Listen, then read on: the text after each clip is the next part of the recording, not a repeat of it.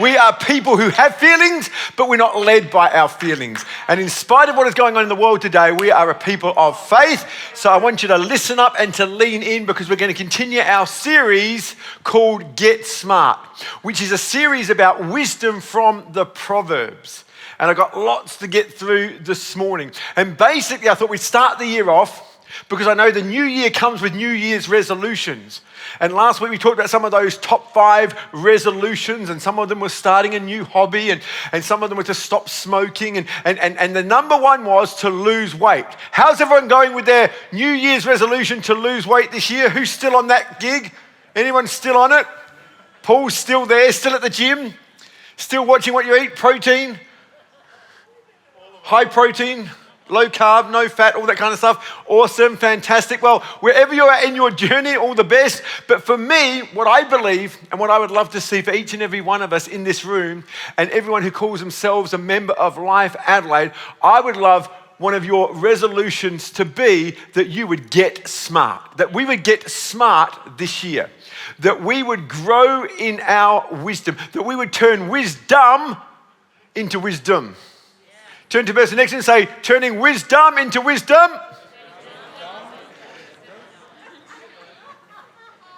And we looked at a few things last week about that. We talked about the fear of the Lord. We talked about obeying his commands. And we talked about searching for wisdom. If you want wisdom, it's not everywhere.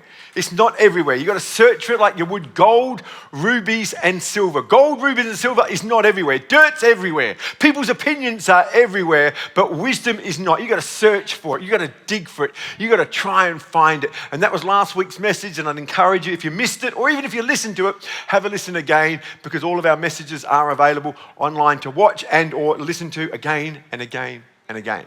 So the question is, why is wisdom so important? Why are we talking about wisdom? Why is wisdom so important? I'm so glad you asked. And the reason wisdom is so important is because we all want to succeed in life. Put your hand up if you want to succeed in life. I mean, let's be honest, none of us want to fail. None of us set out and say, I can't wait to be a failure. No one plants a church wanting it to fail. No one starts a business wanting to fail. No one gets married wanting it to fail. We all want to succeed in life. And here's the good news. Wisdom will not only help us to succeed, but it will also help us to define what true success is. It's one thing to be successful, but it's another thing to know what biblical success really is. See, what I've learned is many people suffer from success sickness. What is success sickness? Success sickness is when you arrive at your destination, where you arrive at your successful place, and it's not what you thought it would be. It's where you climb the corporate ladder, the ladder of success, and you find it's leaning against the wrong wall. It's where you look over the fence and see the grass is greener, and when you finally get there, you realize it's artificial grass. Or even worse, it's concrete painted green. And it's not what you thought it would be. And I know many, many people, and maybe you're watching online, maybe you're in the room today, and you've experienced a measure of success only to find it's not as fulfilling as you thought it would be. See, we not only need wisdom to be successful, we need wisdom to first define what success really is. And so in my introduction this morning, 3 things about genuine success. Genuine success, according to Solomon. Remember, it was Solomon who wrote the Proverbs and compiled the book of Proverbs. Solomon was so wise, he realized there were other wise people that he could glean from. That's true wisdom, when you realize you're not the only one. And so the book of Proverbs is written and compiled by Solomon. Some are his writings and some are the writings of others. And he compiled the wise sayings of wise people. And according to Solomon, genuine success, according to him, is number 1, lasting. Everyone say lasting. See, anyone can start something. You know, right now, without any training, we can say, I'm going to start a marathon. Every one of us, even Betty, my 87-year-old, no, how old are you? How old are you? You're 90, that's right. Yes, your 90th birthday last year, I remember that. She's my 90-year-old girlfriend. My 90-year-old girlfriend and I could line up for a marathon. We can start it. Anyone can start something. But who thinks Betty would finish? I don't know if she'd finish. It might finish her. I don't know if she'd finish. It would definitely finish me. It would finish me. I don't know if I would finish. I think it would finish me. But we could all start. Anyone can start something. But to finish it, to keep going when it gets tough. Proverbs says it this way, in Proverbs 24 verse 10, it says, if you falter in your time of trouble, how small is your strength? We need to toughen up. See, success is about turning moments into lasting moments. You know, I love going to weddings. I love being part of weddings. I love getting to go to them. Weddings are awesome. They're beautiful. And we just celebrated a wedding in the church the other week. Fantastic day, awesome day. Love it. Beautiful, amazing, wonderful. But it's just the beginning. The wedding is not the be-all and the end-all. In actual fact, I wish people spend as much time preparing themselves for marriage as they do for the wedding.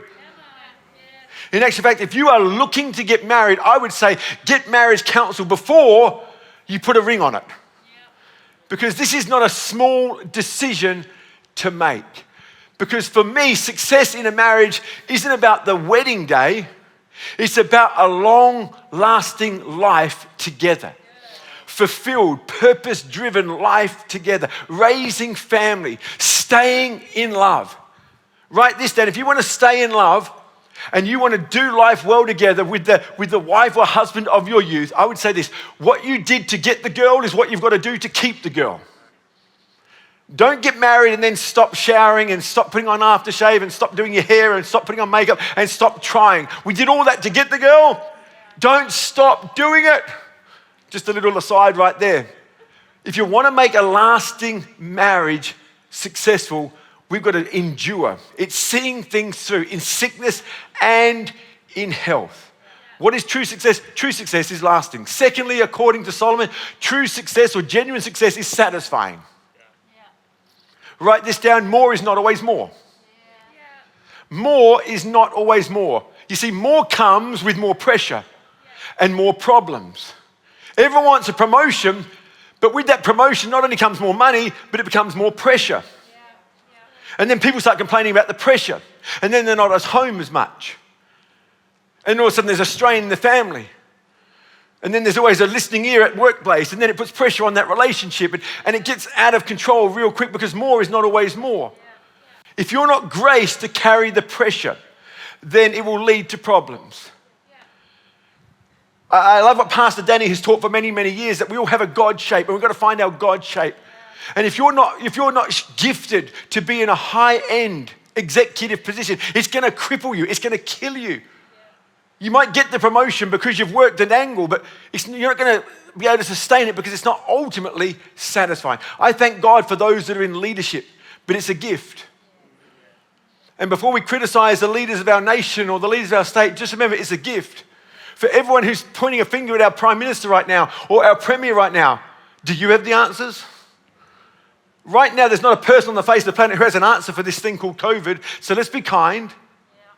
Let's be kind. More is not always more. Proverbs 17 verse 1 says it this way, better a dry crust with peace and quiet than a house full of feasting with strife. Love Proverbs. Proverbs 15 verse 16, 17 says this, better a little with the fear of the Lord than great wealth with turmoil. Better a small serving of vegetables with love than a fattened calf with hatred. In other words, less with peace is better than stuff with turmoil. So is it lasting? Is it satisfying? And thirdly, is it earthly and eternal? See, Solomon had a great deal of success. In actual fact, he was a man in his time that had everything. Everything you could ever want, he had. And if you want to know what he had, you can read in the book of Ecclesiastes all the things that he had. And here's the good thing, God was happy to give it to him. God is happy to give you things. God is happy to give you stuff.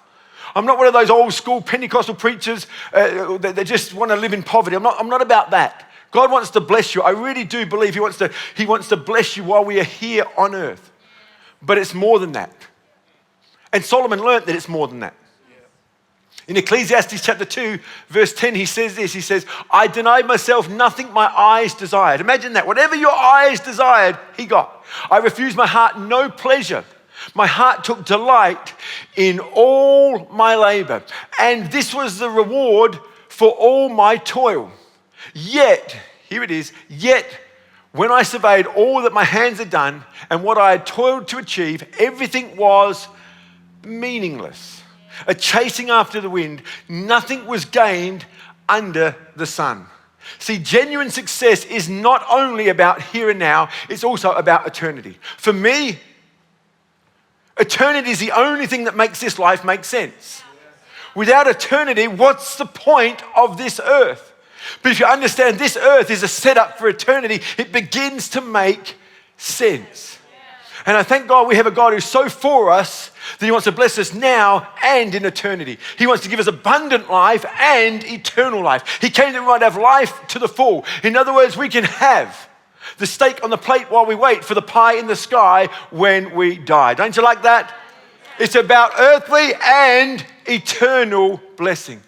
Matthew chapter 16 verse 26 says it this way. What good would it be for you if someone gains the whole world? I want you to think about this. But they forfeit their soul. Or what can anyone give in exchange for their soul? Hey, let's believe for great things to happen in the here and now.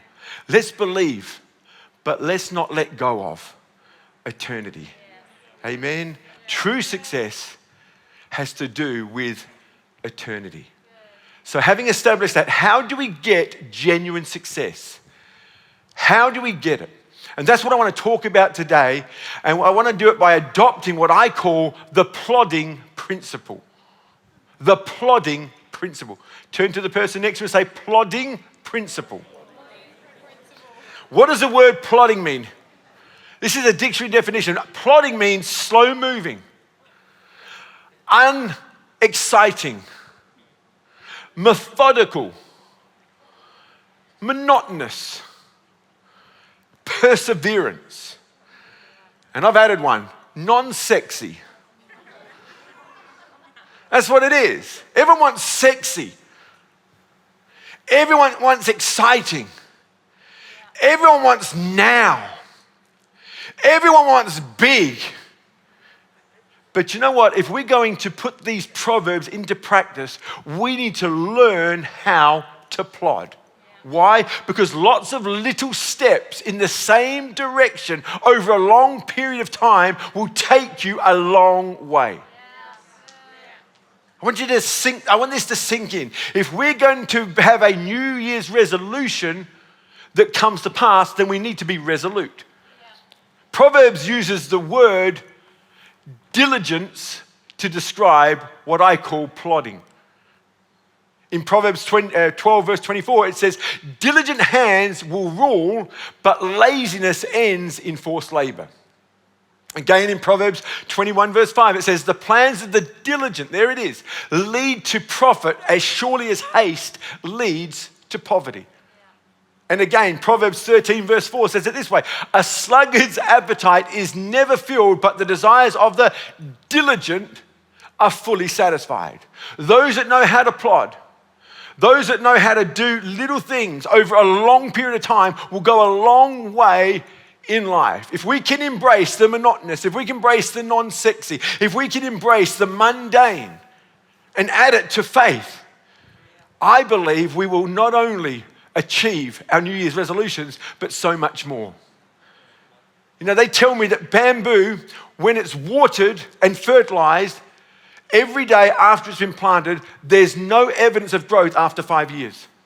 You can water it and fertilize it every day for 5 years and you'll see zero evidence of growth. But in the next 5 weeks, after that 5-year period, it grows to be 90 foot tall. Question, how long does it take for bamboo to grow 90 feet tall? 5 weeks or 5 years? Well, without the 5 years, the 5 weeks wouldn't happen. And so right now, you may be in that 5-year season, that 5-year period where you're watering and you're fertilizing and you're watering and you're fertilizing and you've got nothing to show for it. You know what I would say to you? Keep watering. Keep fertilizing. Don't give up. Don't give in. Because there's coming a growth spurt. There's coming a time in your life, just like bamboo, where you will grow. Why? Because we tend to overestimate what we can do in a year. Every young church planter is going to set the world on fire. In the first year, we're going to have 1,000 people. And yet we underestimate what we can do in 5 years. We overestimate what we can do in 1 year, and we tend to underestimate what we can do in 5 years. See, successful people do consistently what others do occasionally. Most of us know what to do. We just don't do it consistently enough to get the victory. How many of you have ever been to the gym? Come on, show me your hands. How many of you have ever been to the gym consistently? How many of you have eaten a healthy meal? Come on. How many of you have eaten a healthy meal consistently? Hands up, but not as many. Successful people do consistently what others do occasionally. A river cuts through a rock not because of its power, but because of its persistence.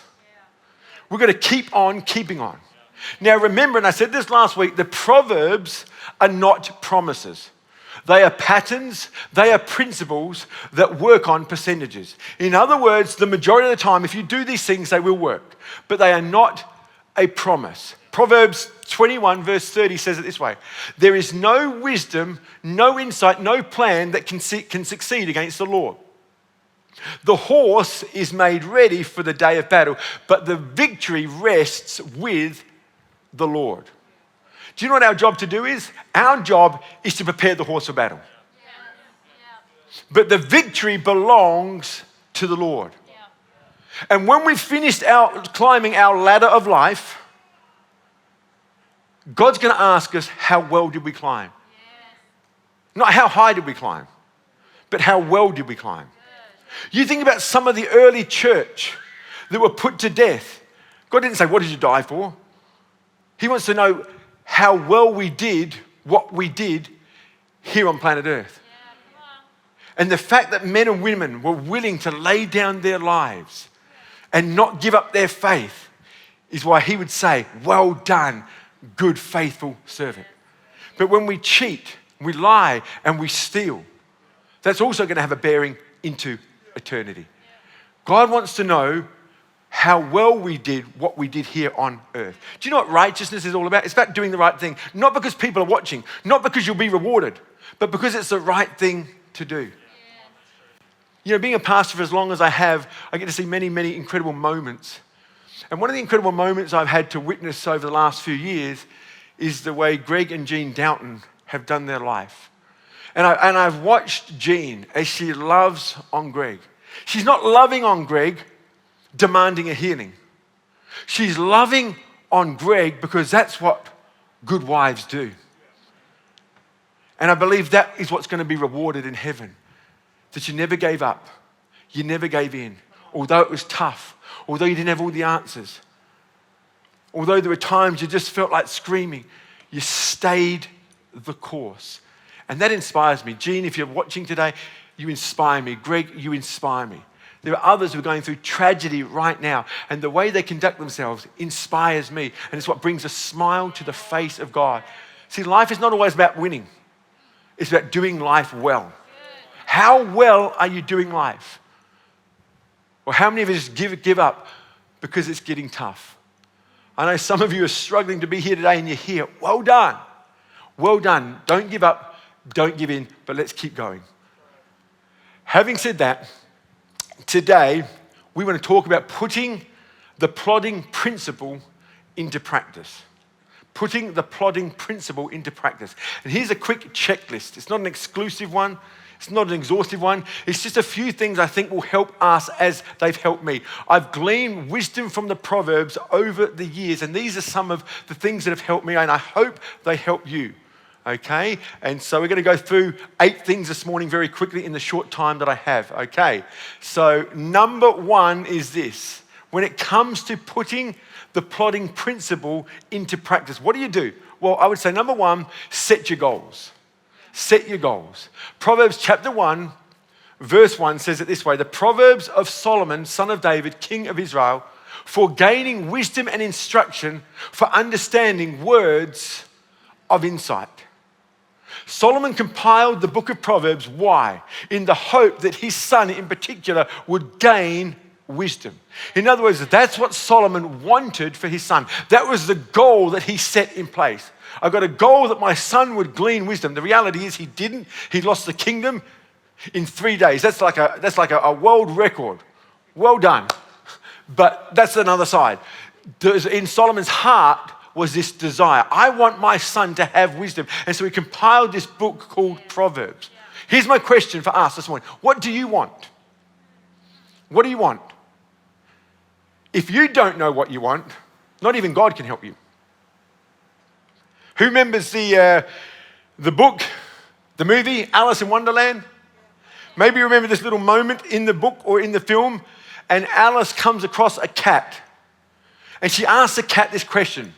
She looks at the cat and she says, which road should I take? Do you remember this? And the cat replied, well, where is it that you're going? And Alice responds to the cat. She says, I don't know. To which the cat then responds, then it doesn't matter what road you take. Yeah. If you don't know where you're going, if you don't know what you want, it doesn't matter what road you take. If it doesn't matter whether you end up in Gawler or the city, it doesn't matter what direction you drive in. But if you want to go to the city, you've got to go in a certain direction. You've got to get on a certain path. You've got to get on a certain road. You can't head north and expect to get to the city. You'll never get there. But if it doesn't matter where you go, then it doesn't matter what you do. So the question is, what do you want? You've got to be clear about what you want. For me, I set a life mantra at the age of 18 because I was in love with Jesus. I was in love with a young lady called Kath. I was in love with my family. I just loved church. I loved life. And one thing perplexed me was the older Christians in our church didn't seem to be as excited as I was about Jesus or church, which did not make sense to me because I thought, I hardly know anything at the age of 18. Surely with all your knowledge, you'd be far more excited about Jesus and church than I am. So why aren't you so excited? And I made this life mantra for myself. What did I want to be like at the age of 50? As an 18-year-old, 50 seemed like 1,000 years away. The reality is I turned 53 next week. It's been and gone. But this is my mantra for myself because I didn't want to be like a lot of people that I saw. In actual fact, if you want to become like something, then you can learn from a good model, but you can also learn from a bad model. And I had a lot of bad models. I had a lot of things I didn't want to be in my life. And so I set these 3 things for my life. Number 1 was I wanted the body of a younger man. And I realized that comes with a measure of disciplines and diligence, and persevering. So that was one. Secondly, I wanted the wisdom of an older man. And that required that I hung around older, wiser people than myself. And the third one is I wanted the spirit of a godly man. And I made a decision at the age of 18 that no matter what happens to me, I'm going to use it to get better, not bitter. I'm going to use it to get better, not bitter. And so when I turned 50, we had a big celebration because I felt like, wow, I was able to achieve those 3 things. You say, what do we do now? I want the same thing for me at 60 and 70 and 80. And so I'm just going to keep these disciplines going. The things that got me to 50, I'm going to keep going. But it starts with setting your goals. What do you want? And if you don't know what you want, it doesn't matter what you do. But if you know what you want, it's going to help you stay the course. Secondly, plan in pencil. Plan in pencil. Without a vision, a plan is nothing more than a fantasy. I want this, I want that. Yeah, well, you need a plan. Otherwise, you're just dreaming. Proverbs 14, verse 18 says it this way. Foolish dreamers live in a world of illusion.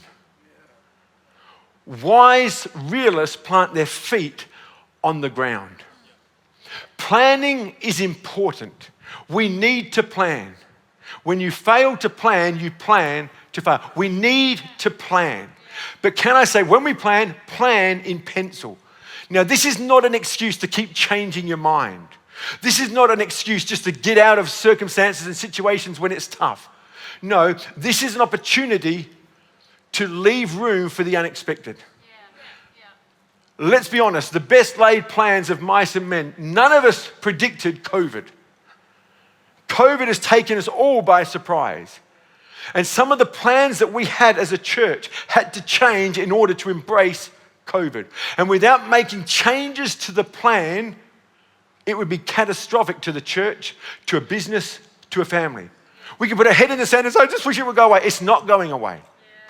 And so we have to hold on to these things loosely. We have to plan, but plan in pencil because of the unexpected things that take place. To keep doing the same things would be catastrophic for us as a church, for us as a family, for us as businesses, etc. Proverbs 16 verse 9 says that in our hearts, humans plan their course, but get this, but the Lord establishes their steps. So we have a plan. This is where I want to be. But God will take us on a journey. And sometimes it's one step forward, and sometimes it's two steps back. See, life is more like chess than checkers. Checkers, it's always about forward movement. But chess, you can move forward, sideward, or backwards. And sometimes life is like that. And God will order our steps. So we've got a plan, but we hold on to those plans loosely so that God can move. And one of the things that's going to help us make good decisions is my third point, and that is get wise counsel. Proverbs 15 verse 22 says it this way, plans fail for a lack of counsel, but with many advisors, they succeed. And again in Proverbs 14 verse 7, it says, stay away from a fool. There you go. For you will not find knowledge from their lips. The question is, what is wise counsel? Because everyone thinks they've got wise counsel. Everyone thinks they're wise. So what is wise counsel? Wise counsel for me is people that will tell you the truth. They'll tell you the truth in love. I'm so amazed at the amount of conversation you can have with someone about someone. And I said, well, has anyone spoke to that person? No. It just seems one of my big jobs in life is to tell people what others will not tell them. Because us talking about someone who's not in the room is not going to help them. We need people in our world that will tell you the truth. And secondly, wise counsel will tell you where the dangers are. And that doesn't always mean a no. It just means, hey, if you're going to do this, you've got to be careful. If you're going to invest some money in this thing, I'm not saying don't do it, but here's some of the dangers.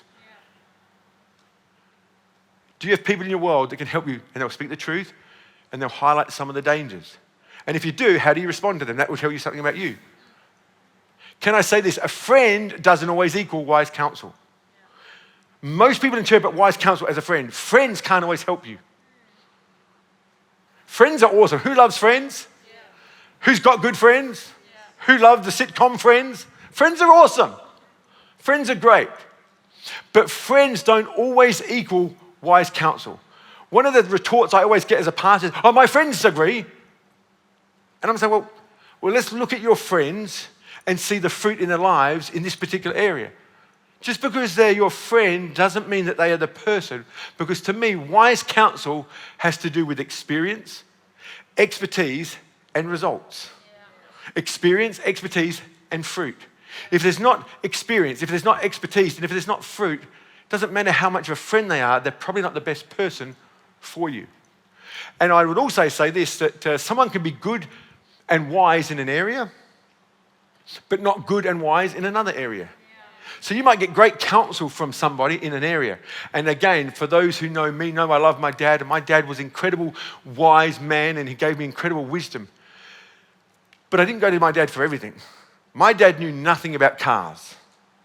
And so when I went to buy my first car, I never went to my dad. I went to Uncle John across the road because he was a car nut. He was a car enthusiast and he helped me buy my first car. Dad, I love you.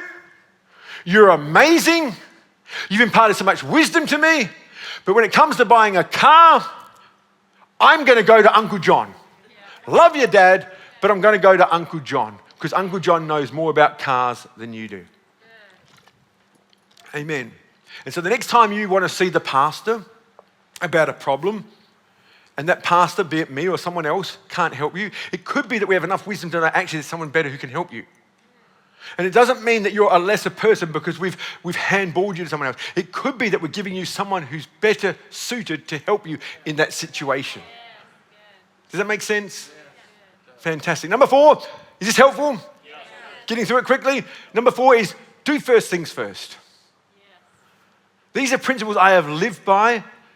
Remember, in February, we celebrate 28 years since we planted this church. In February, we celebrate 30 years of being married. These are things I've done for a long period of time. And this one is a big one. Do first things first. Proverbs 21 verse 17 says, whoever loves pleasure will become poor. Whoever loves wine and olive oil will never be rich. Yeah, McCormack. Excuse me, just clearing my throat. I should not have done that. That's bad. Sorry about that. Write this down. To get what you want, you have to do what you need. Not do what you want. You don't get what you want by doing what you want. You get what you want by doing what you need. You have to put priorities before pleasure. Priorities before pleasure. See, you can't succeed without delayed gratification. We live in a world that doesn't understand delayed gratification, and as a result, society is poorer for it. We want everything now. And if we can't get it now, there's something wrong. We're going to take. But you can't succeed. You can't expect to succeed in life without delayed gratification. I spoke a moment ago about buying my first car. Now, my first car, the car I wanted. Now again, we were in the 80s. I wanted a Tirana. You'll love this, Pastor Danny. I wanted a Tirana SLR 5000. A red one with the centerline wheels. The problem was I couldn't afford it. Without robbing a bank, but apparently that's not the right thing to do. And in seeing Uncle John, he said, that might be the car you want, but it's not the car you need. The car you need is one that will get you from A to B and will be reliable. That's what you need. You need a reliable car that can get you from A to B. Maybe later in life you can get you to run, but right now. And so he recommended for me a 1974 Toyota Corona. Talk about unsexy, there it is. If you want to know what unsexy looks like, look up the 1974 Toyota Corona. If you want to know what plodding and unsexy looks like, it's me in a Toyota Corona 1974. Thank you very much. Bought it for $2,500, paid cash for it, had it for 5.5 years, ended up selling it to someone for closer to $3,000. So it's a good financial investment for me. But you know what happened? By not buying the car I wanted and buying the car I needed, here's the result. I was able to save a lot of money. At the age of 19, I was able to buy my first home because I didn't waste it on cars. And after 7 years, I paid off my first home. Now, that's not luck. That's not just blessing, and although I do believe I'm blessed and lucky. I mean, just growing up in Australia, man, talk about blessed. But if we will not understand the principle of its priorities before pleasure, we're going to miss something. I know the world doesn't understand the whole, what do you mean, no sex before marriage? I know they don't get it. But if you can draw a parallel between the divorce rate, the lack of trust, but in God's wisdom, if we can build a foundation on trust, if we can build a foundation on appreciating and respecting somebody's no. Imagine a young girl says, no, I don't want that. And the man who's in love with her says, I respect your no. I think we would have stronger, better, healthier marriages. See, God's not the divine party pooper. He's the divine counsel of wisdom. And he wants to help us. And he understands this principle that if we'll put priorities, first things first, then it gives us the best possible chance of succeeding in life long term. Amen? Number 5, finish what you start. This is a big one of mine. Finish what you start. Proverbs 12 verse 27 says this way, the lazy do not roast any game, but the diligent feed on the riches of the hunt. Now, one thing you need to know about the Bible is when it was written. And when it was written, there was no electricity, which means there was no refrigerators.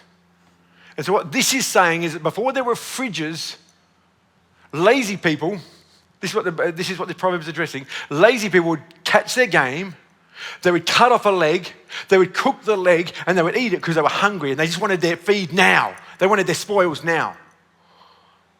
But they didn't finish the job. And the rest of the animal would just get fly blown and rot. And then they'd have to work harder and go hunting again. Whereas the wise hunter would cook the whole meat, the whole animal, and prepare the meat so that he had a meal not just for the day, but a meal for the week. Finish what you start. If you've started a 12-week challenge, make it a 12-week challenge, not a 1-week challenge. Finish what you start.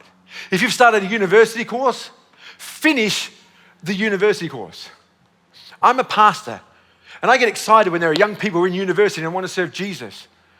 But even as a pastor that's, always got his hand up for more help, more volunteers, I'm always going to be on the side of finish your university degree. Don't just drop out and come help in the church. Because there's something about finishing what you start. The Bible says that the enemy is the accuser of the brethren. The Bible says that the devil is a liar. The trouble is, a lot of the times the devil's not lying with what he says. He says the trouble is you never finish anything. And for a lot of Christians, that's true. He's not lying. And you can rebuke him. You can call him a liar, but on many occasions he's speaking the truth. There's something powerful when we learn the art and the principle of finishing what you started. I'm grateful for my dad's counsel when I was at trade school. I did my apprenticeship with my dad. I learned a trade very quickly because I was the only one working for my dad, and because he put me on the job and I wasn't just sweeping floors, I learned the job quickly. And so I thought I didn't need trade school. And so I remember going to Dad, and I thought I was being clever because I told Dad, I said, Dad, because you're such a great teacher, because you're so good at your job, because you're such an amazing boss, I've been able to learn very quickly, and I've left the guys and girls in the class behind. I'm actually excelling in my field because of you. And so I think it's a waste of my time going to trade school. And he looked at me and said, finish what you started. He said, if nothing else, it'll teach you patience. If nothing else, it'll teach you perseverance. Don't you dare quit. And I'm grateful for that kind of advice. Finish what you start. With a clause, sometimes we might be on the wrong path. Sometimes we may have in haste enrolled in a uni course that is just not according to our God shape. And there may be cause for a change. But that would help if we were in keeping with point 3, which is seek wise counsel. Don't just drop out. Don't just give up. Don't just give in, but finish what you start. Number 6, sleep on it. Proverbs 21 verse 5 says it this way. The plans of the diligent lead to profit as surely as haste leads to poverty. Hasty decisions are bad decisions. Every carpenter lives by this rule, or at least should live by this rule, and that is, Macca, measure twice, cut once. Measure twice, cut once. Why? Because if you slow down and measure twice, you're less likely to make mistakes. The principle of sleep on it is really important, and it helps us to slow down. Kath and I live by this sleep on it principle. If we're in the shops, husbands, write this down. Just don't look at your wife right now. And we see a bargain. We see a discounted something or other. Instead of buying impulsively, you can try it on, you can look at it, we can take photos, but you're never going to buy anything today. We'll always take a 24-hour sleep on it clause. And if it's not there tomorrow, guess what? You were meant to have it. If it's not there tomorrow, it's not the end of the world. If it's not there tomorrow, there'll be another bargain you'll be after. Sorry, am I just venting here? Sleep on it. And you know what, invariably, when you go back to the shop, what you do purchase, you do with a peace, because you haven't just rushed in, it's not just hasty. Or if it's not there, it just wasn't meant to be. Or in sleep on it, you think, I don't even need it. You look at the photo and think, actually, I don't even like it. My bum looks bigger than that.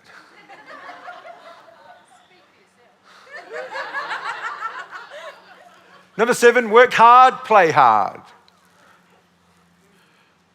Proverbs 14 verse 23, all hard work brings a profit, but mere talk leads to poverty. If you want to be successful, you have to be prepared to work hard. I'm tired about people talking. You've got to work hard. You've got to do the hard work. But Proverbs 23 also says in verse 4, do not wear yourself out to get rich. Goes on to say, do not trust your own cleverness. And so there's this tension the Bible talks about in Proverbs, that we should work hard, but let's not wear ourselves out working so hard. I think over my working life, I've been a hard worker. I think my wife has been a hard worker. When she came out of school, she wanted to be a dental nurse. And so she volunteered her time at a dental surgery. Wasn't getting paid for it. And then she got a part-time job at another dental surgery, getting a part-time wage, which didn't give her much money. And in order to make ends meet, she got a job at Myers selling women's shoes. So she had 3 jobs. And she was still being subsidized by the dole because those 3 jobs weren't giving her much money. That's a hard worker. Because she knew what she wanted and she went after it. She knew what it was to work hard. I believe in working hard. But let's not work so hard that we wear ourselves out and we lose our health. Many people lose their health to gain wealth and then use their wealth to try and get back their health. Or they lose their family. Or they lose their mind. They lose their peace. I love this principle. Let's work hard when we're working. But when we're not working, let's play hard. I think we've got a few things right when it came to raising children. But right at the top of the things I think we've done well is have good holidays. I learned this a long time ago. Holidays cover a multitude of sins. So we had lots of holidays to cover the multitude of sins as parents. We had good holidays. We had expensive holidays. We had short holidays. We had long holidays. We had camping holidays. We had 5-star holidays. And all of those holidays, if it was just about work and if it was just about finance, I would say a lot of them weren't good financial decisions. But they were good family decisions. Because my life is not all about making only good financial decisions. Some people are making so many good financial decisions, they're losing their family. They're losing their mind. They're losing their health. They're losing so much peace. We have to have this balanced approach to life. And that's what I love about the book of Proverbs, because it's going to help us have that balanced view on life. And in closing, I'd simply say this. And there's a whole heap of other things. If nothing else, maybe you can go to the book of Proverbs and find some for yourself. But maybe you can use that as a critical checklist. And maybe ones that you're doing well, just put a tick next to. And maybe ones you say, actually, let's sleep on it. I could do a bit better there. But this last one, do it all for God's glory. We need to look at our goals and ask ourselves this question. How will it advance God's kingdom? And how will it bring God glory? And this is what makes our success eternal. Proverbs 16 verse 3, commit to the Lord whatever you do, and He will establish your plans. He will establish your plans. What is it that you're doing that is for God's kingdom, or is it just about your kingdom now? What are we doing that's bringing God glory? That doesn't mean you have to work in the church. It just means wherever you are, whatever you're doing, is for God's glory. I love the fact that we have Lockie Hogarth on the front row here. He's a pastor at Uniting Church called Journey. And he's a creative, he's a songwriter, he's a musician. And what he's been doing has actually blessed us, whether you know this or not. What he's been doing has blessed us, because there's a song we've been singing recently called Surely. I'd like to tell you I wrote it. I'd love to tell you I wrote that song. I mean, it's one of my favorite songs right now. I would love to tell you I wrote it. And I can tell you I wrote it, I'd just be lying. Which I'm sure in the Proverbs it says don't lie. I'm pretty sure it's in there. But Lockie did write it. And the kingdom's advancing. The kingdom's being blessed as a result of what he's doing. What are you doing to advance the kingdom? Awesome, Tony. If God has blessed you to make lots of money, are you just making lots of money for you, or are you being generous? Are you being a blessing? I'm not here to describe or prescribe what it is, but whatever it is, let's do it for God's glory.